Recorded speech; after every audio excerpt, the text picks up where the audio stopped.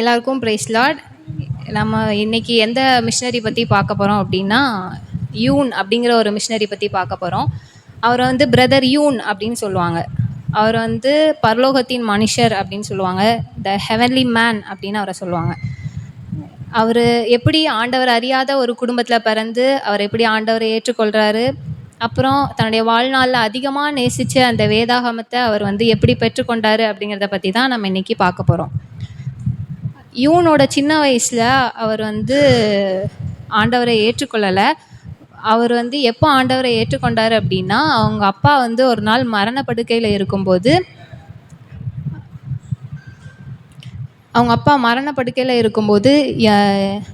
அவங்க அப்பாவுடைய சுகத்துக்காக எல்லாரும் அந்த நேரத்தில் குடும்பமாக ஆண்டவரை தேட ஆரம்பித்தாங்க.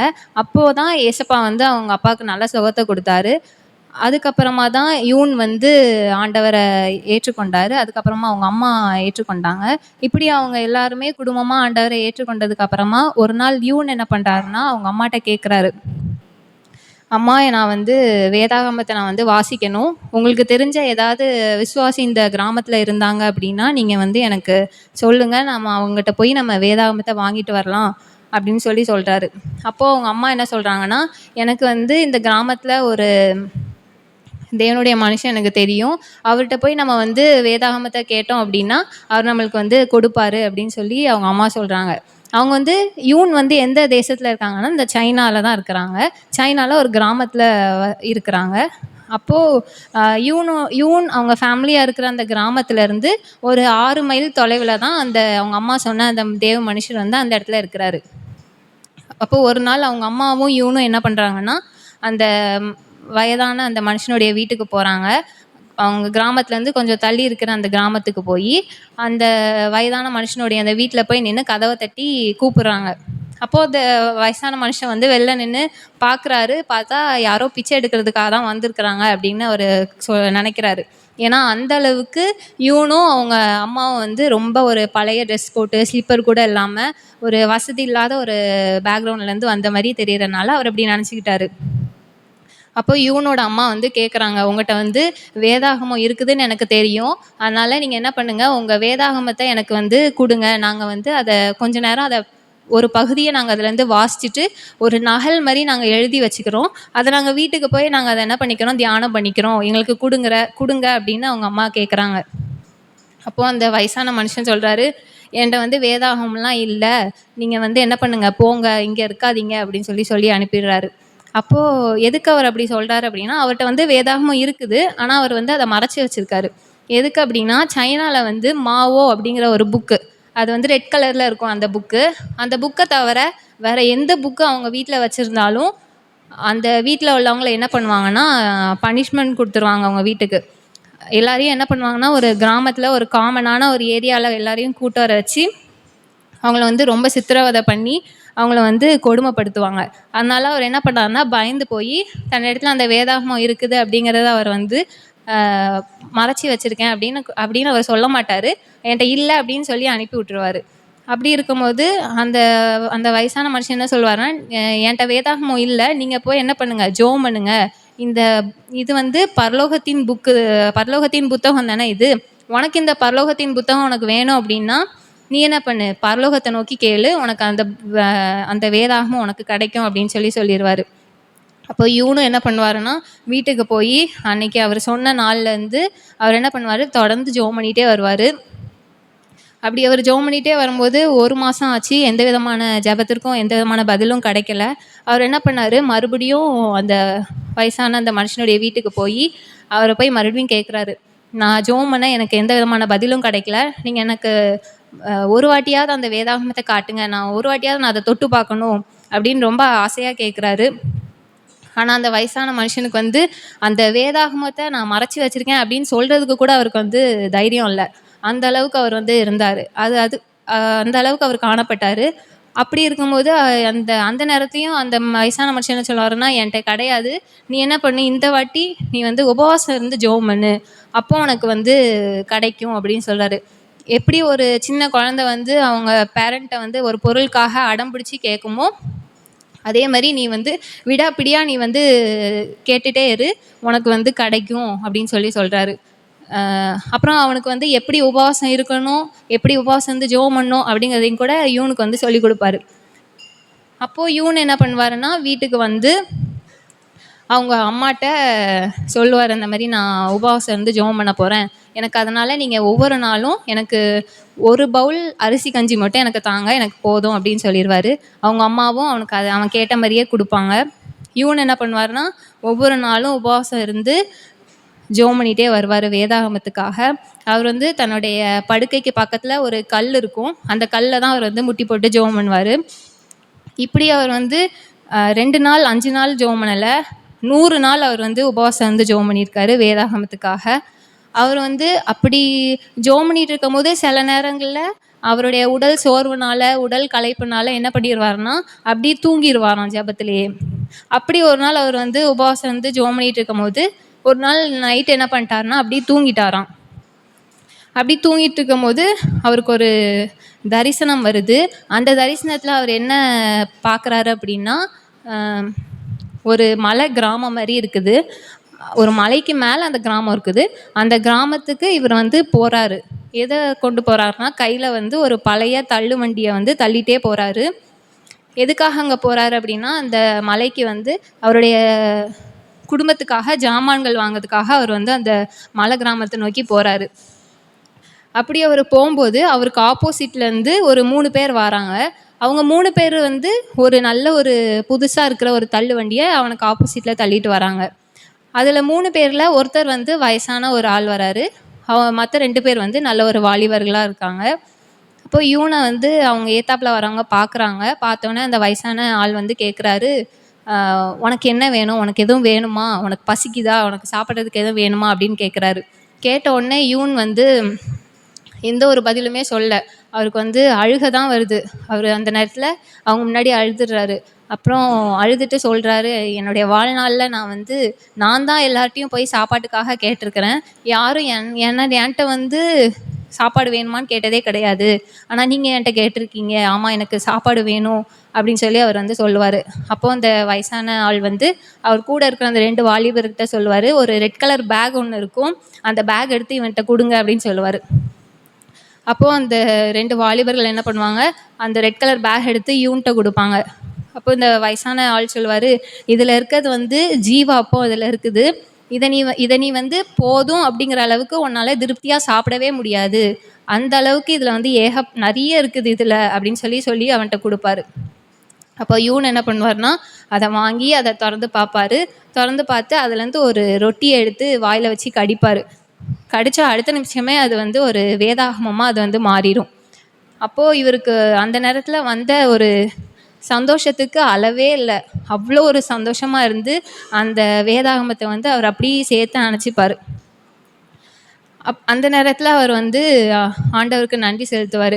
எனக்கு இந்த வேதாகமம் கொடுத்துருக்கீங்க, அதுக்காக நன்றி அப்படின்னு சொல்லிட்டு அவர் வந்து ஆண்டவருக்கு ப்ராமிஸ் பண்ணுவார், இனிமேல் நான் வந்து என்னுடைய லைஃப் ஃபுல்லாக நான் வந்து உங்களுக்காக தான் நான் வந்து ஊழியம் செய்வேன் அப்படின்னு சொல்லி அவர் கண்ட அந்த தரிசனத்தில் இப்படிலாம் அவர் பொருத்தனை பண்ணுவார். இந்த தரிசனம் கண்டு கொஞ்ச நேரத்தில் அவர் கண்ணை முழிச்சு பார்ப்பார். விடிய காலையில் 4 மணி இருக்கும். வீட்டில் எல்லாரும் தூங்கிட்டு இருப்பாங்க.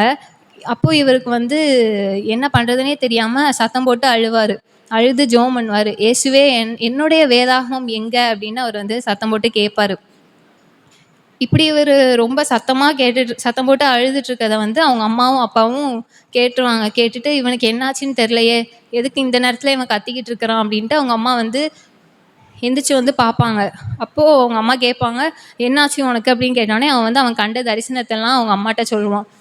அவங்க அம்மா வந்து ரொம்ப பெருசாக எதுவும் அவங்க சொல்ல மாட்டாங்க அவன்கிட்ட, இது வந்து சும்மா அவனுக்கு சாதாரண ஒரு கனவு மாரி தான் வந்திருக்கு, நீ இதை வந்து எதுவும் பெருசாக எடுத்துக்காத அப்படி சொல்லி விட்டுருவாங்க.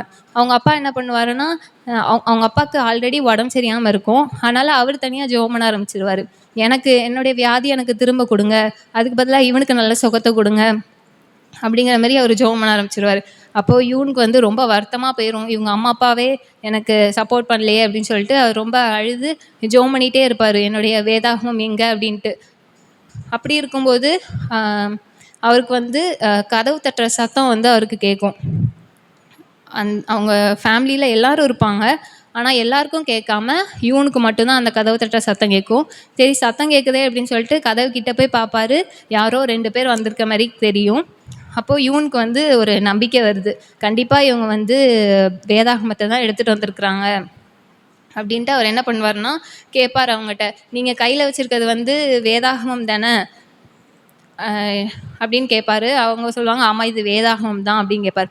மறுபடியும் யூன் என்ன பண்ணுவார்னா அழுத்தி கேட்பாரு, இந்த வேதாகமம் வந்து என்னுடைய தானே, எனக்கு தானே நீங்கள் கொண்டு வந்திருக்கீங்க அப்படின்னு கேட்பாரு. அப்பவும் யூன் என்ன அப்பவும் அவங்க வந்திருக்க அந்த 2 பேரும் என்ன சொல்லுவாங்கன்னா, ஆமாம் இது உனக்குரிய வேதாகமம் தான், நீ கதவை தர அப்படிம்பாங்க.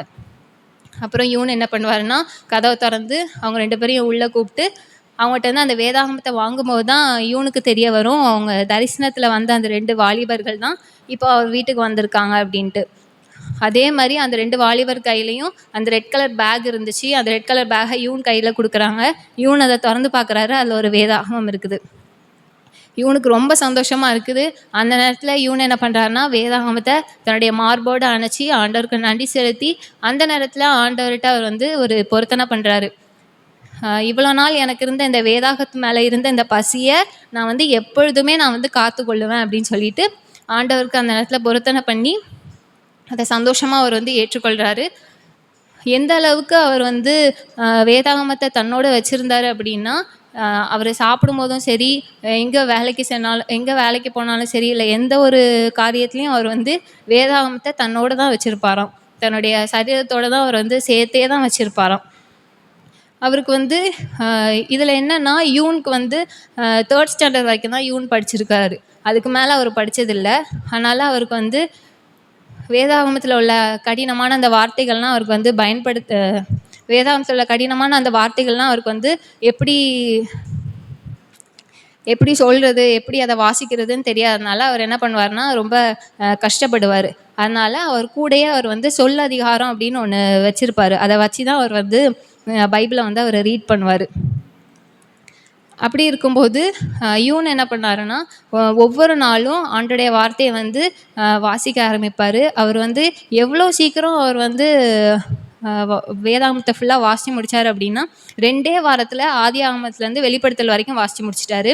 அது போக அடுத்து அவர் வந்து அதை என்ன பண்ணுறதுன்னு தெரியாமல் ஒவ்வொரு சாப்டராக அவர் வந்து மனப்பாடம் பண்ண ஆரம்பிச்சிட்டாரு. ஃபஸ்ட்டு மத்தேயு எழுதின சுவிசேஷத்தை அவர் மனப்பாடம் பண்ணார். அடுத்து அவர் வந்து அப்போஸ்தலர் நடவடிக்கைகளை மனப்பாடம் பண்ண ஆரம்பிச்சிட்டாரு. இப்படி அவர் வந்து ஒவ்வொரு இதாக மனப்பாடம் பண்ண ஆரம்பிச்சனால அவருக்கு வந்து கொஞ்ச நாளுக்குள்ளே பரிசுத்தாவினுடைய பலத்தினால அவர் என்ன பண்ண நினச்சாரு அப்படின்னா பக்கத்தில் உள்ள கிராமத்துக்கு போய் ஆண்டவரை பற்றி நான் சொல்லணும் அப்படின்ட்டு அவருக்கு ஒரு வாஞ்சை இருந்துச்சு. அதனால ஒரு நாள் என்ன பண்ணார், யூன் வந்து இந்த வேதாகமத்தை தன்னுடைய கையில் எடுத்துக்கிட்டு பக்கத்தில் உள்ள கிராமத்துக்கு போகிறாரு. அந்த கிராமத்தில் வந்து நிறைய மக்கள்லாம் விவசாயம் பார்த்துட்ருக்காங்க, அவங்கவுங்க வேலையெல்லாம் பார்த்துட்ருக்குறாங்க. இவர் வந்து இந்த வேதாகமத்தை எடுத்துகிட்டு நடந்து போகும்போது அந்த மக்கள்லாம் இவரை பார்த்த உடனே எல்லாரும் என்ன சொல்கிறாங்கன்னா, பரலோகத்தின் புத்தகத்தை வந்து கையில் சுமந்துட்டு வர ஒரு மனுஷன் நம்ம கிராமத்துக்கு வந்திருக்காரு அப்படின்னு நினச்சிட்டு ஆச்சரியப்பட்டு எல்லாரும் என்ன பண்ணுறாங்கன்னா, அந்த மனுஷனையும் நான் பார்க்கணும், அந்த வேதாகமத்தையும் நான் பார்க்கணுன்ட்டு எல்லாரும் ஓடி வராங்க இவர்கிட்ட. யூனுக்கு வந்து இதான் ஃபஸ்ட் டைம் அவர் வந்து ஒரு ஆண்டவரை பற்றி சுவிசேஷமாக சொல்கிறது இதான் அவருக்கு ஃபஸ்ட் டைம். அதனால் இவருக்கு வந்து எப்படி சுவிசேஷம் சொல்கிறதுன்னு தெரியலை, அவருடைய சாட்சியே அவருக்கு வந்து எப்படி சொல்கிறதுன்னு தெரியலை. அதனால் அவர் வந்து என்ன பண்ணிட்டாருன்னா அந்த மக்கள்லாம் வரதை பார்த்துட்டு ஒரு மரத்துக்கிட்ட போய் உட்காந்துட்டாரு. அதுக்கப்புறமா அந்த மக்கள்லாம் என்ன பண்ணாங்கன்னா அவரை தேடி வராங்க. வந்து அவர்கிட்ட கேட்குறாங்க, நீங்கள் கையில் வச்சுருக்கிறது என்னது, அதை எங்களுக்கு வந்து விளக்கி சொல்லுங்கள், அதில் இருக்கிறத வந்து எங்களுக்கு வாசித்து காட்டுங்க அப்படின்னு சொல்கிறாரு. இவனுக்கு தான் வாசிக்க தெரியாதுல்ல, அந்த சொல்லதிகாரத்தை வச்சு தான் அவர் வந்து வாசிப்பார். இவருக்கு வந்து வாசிக்கவும் தெரியல, அதை எப்படி சொல்கிறதுன்னு அவருக்கு தெரியலை சுவிசேஷமாக. அதனால் இவன் வந்து என்ன பண்ணுறாருன்னா, சரி இவங்க வந்து எப்படியும் கொஞ்ச நேரம் தான் இருந்து கேட்பாங்க, அதுக்கப்புறம் இவங்க எந்திரிச்சு போயிடுவாங்க, அதனால் நம்ம வந்து கொஞ்ச நேரம் எப்படியாவது நம்ம சமாளிச்சிருவோம் அப்படின்னு சொல்லிட்டு இவன் என்ன பண்ண ஆரம்பிக்காருன்னா அவர் மனப்பாடம் பண்ணியிருந்த அந்த மத்தேயு எழுதின சுவிசேஷத்தை ஒப்பிக்க ஆரம்பிச்சிட்டாரு. அப்படி அவர் ஒப்பிக்க ஆரம்பித்த உடனே அந்த மக்கள்லாம் ரொம்ப ஆச்சரியமாக பார்க்குறாங்க, எப்படி இவர் இவ்வளோ அதிகாரத்தையும் இவ்வளோ வசனங்களையும் மனப்பாடமாக வச்சுருக்காரு, எப்படி இது அப்படின்ட்டு ரொம்ப ஆர்வமாக உட்காந்து கேட்க ஆரம்பிச்சிட்டாங்க. சரி அவர் இனிமையாச்சும் அவர் வந்து அவருடைய பிரசங்கத்தை ஆரம்பிப்பார், நம்ம கவனிக்கலாம் அப்படின்னு சொல்லிட்டு ரொம்ப ஆர்வமாக அவரையே பார்த்துட்டு இருக்கிறாங்க. இவனுக்கு வந்து எப்படி பிரசங்கம் பண்ணுறதுனே தெரியல. அப்பவும் அவர் வந்து அந்த மனப்பாடம் பண்ண தான் சொல்லிக்கிட்டே இருக்கிறாரு. மத்தியானம் ஆயிடுச்சு. இவன் என்ன நினைக்கிறாருன்னா, சரி இவங்க வேலைக்கு எந்திச்சு போயிடுவாங்க, நம்ம வந்து வீட்டுக்கு போய் நம்ம மறுபடியும் எல்லாத்தையும் வாசிச்சுட்டு அப்புறம் வந்து இவங்களுக்கு சொல்லலாம் அப்படின்னு நினைக்கிறாரு. அந்த ஜனங்கள் நவரவே இல்ல. அப்படியே உட்காந்து அவரையே பார்த்துட்டு இருக்காங்க. அப்புறம் இவனுக்கு வந்து என்ன செய்றதுன்னே தெரில. அதனால இவன் என்ன பண்ண ஆரம்பிச்சிட்டான்னா, அடுத்து அவர் அப்போஸ்தல நடவடிக்கைகள மனப்பாடம் பண்ணத சொல்ல ஆரம்பிச்சுட்டாரு. அப்பமும் அந்த ஜனங்கள் வந்து அவர ரொம்ப ஆர்வமா, ஆச்சரியமா அவர பார்த்துக்கிட்டே இருந்தாங்க. அதுக்கப்புறமா என்னாச்சுன்னா, யூன் வந்து ஒரு பாட்டு ஒண்ணு பாட ஆரம்பிக்கிறாரு. அந்த பாட்ட கேட்டதும் அந்த ஜனங்கள்லாம் ரொம்ப அழுகுறாங்க. அழுது தங்களுடைய வாழ்க்கைய ஆண்டவருக்கு ஒப்பு கொடுக்குறாங்க. அப்பதான் அதுக்கப்புறமா தான் யூன் வந்து, சரி நான் எங்களுடைய தேசத்துக்கு நான் போறேன் அப்படின்னு சொல்லி யூன் வந்து கிளம்பும்போது, அந்த ஜனங்கள் வந்து அவர விடவே இல்லையாம். அவர ரொம்ப க கண்டிப்பா அவர வந்து நீங்க இங்கே தான் இருக்கணும். நீங்க எங்கேயும் போகக்கூடாது அப்படின்னு சொல்லி அவர வந்து ரொம்ப வற்புறுத்துனாங்க. ஆனா யூன் என்ன சொன்னாருன்னா, இல்ல நான் வந்து போயாகணும். நான் போயி இன்னும் நான் கத்துக்க வேண்டிய காரியங்கள் நெறைய இருக்குது. எல்லாத்தையும் நான் வந்து கத்துக்கிட்டு அப்புறமா நான் உங்கள்ட்ட வந்து நான் சொல்றேன். எனக்கு எப்படி பிரசங்கம் பண்ணணும்னு கூட தெரியாம இருக்கு. அதனால நான் வந்து எல்லாத்தையும் நான் கத்துக்கிட்டு இன்னும் மனப்பாடம் பண்ண வேண்டிய காரியங்கள்லாம் நான் வந்து மனப்பாடம் பண்ணிட்டு அப்புறமா நான் வந்து சொல்றேன் அப்படின்னு சொல்லி சொல்றாரு. அதுக்கப்புறமா தான் இவனுக்கு வந்து தெரிய வருது, அந்த ஜனங்கள்ல 70 பேர் ஆண்டவரை ஏற்றுக்கொண்டு இருக்காங்க அப்படின்ட்டு. எந்த அளவுக்கு யூன் வந்து ஆண்டவருக்காக, ஆண்டவருடைய வார்த்தையை நேசித்து அவருக்காக அவர் வந்து வாழ்ந்தார் அப்படின்னா, அவர் வந்து சைனாவில் இருந்து அவர் வந்து ஆண்டவருடைய ஊழியத்தை செய்யும்போது நிறைய வாட்டி அவரை வந்து சிறைச்சாலையெல்லாம் போட்டிருக்காங்களாம். அப்படி இருக்கும்போது நிறைய வாட்டி சிறைச்சாலையில் போட்டப்போ கூட அவர் வந்து எப்படி அவர் வந்து தப்பிச்சு வெளில வந்தார்னே தெரியலையாம். யார் அவரை தப்பிக்க வச்சாங்கன்னு கூட கண்டுபிடிக்க முடியலையாம். அவர் அங்கே ஜெயிலில் இருக்கும்போது அந்த சிறை காவலர்களும் சரி, அந்த சிறை கைதிகளுக்கும் சரி, அங்கே இருக்கும்போது கூட அவர் வந்து ஆண்டவரை பற்றி, ஆண்டவருடைய வார்த்தையை பற்றி அவர் வந்து சொல்லிட்டு தான் இருந்தாராம். அதுக்கப்புறமா அவர் வந்து அவர் இந்த மாதிரி ஆண்டோடைய வார்த்தையை சொல்கிறதுனால அவருக்கு வந்து நிறைய தண்டனைகள், சித்திரவதைகள்லாம் கொடுத்தாங்க. ஆனாலும் அவர் வந்து ஆண்டோடைய வார்த்தையை சொல்கிறத அவர் வந்து நிறுத்தவே இல்லை. அந்த சிறை கைதிகளில் வந்து சிறை கைதியாக அவரை வந்து அந்த ஜெயிலில் வச்சுருக்கும்போது அந்த அதிகாரிகள்லாம் அவரை வந்து ரொம்ப பாதுகாப்பான ஒரு இதில் வச்சுருப்பாங்களாம். அவன் வந்து தப்பிச்சு போயிடக்கூடாது அப்படின்ட்டு. ஆனாலும் அவரை எவ்வளோதான் பத்திரப்படுத்தி பாதுகாப்பாக வச்சாலும் அடுத்த நாள் காலையில் பார்த்தோன்னா அவர் பரிசுத்தாவினுடைய சத்தத்தை கேட்டு அவர் வந்து ஜெயிலேருந்து வெளியில் வந்து இருப்பாராம். எப்படி வந்தார்னே கண்டுபிடிக்க முடியாதாம். அந்த அளவுக்கு அவர் வந்து ஆண்டவருக்குள்ளே இருந்தனால ஆண்டவர் வந்து அவரை ஒரு அற்புதமாக அவர் வந்து அந்த இடத்துல பயன்படுத்தியிருக்காரு.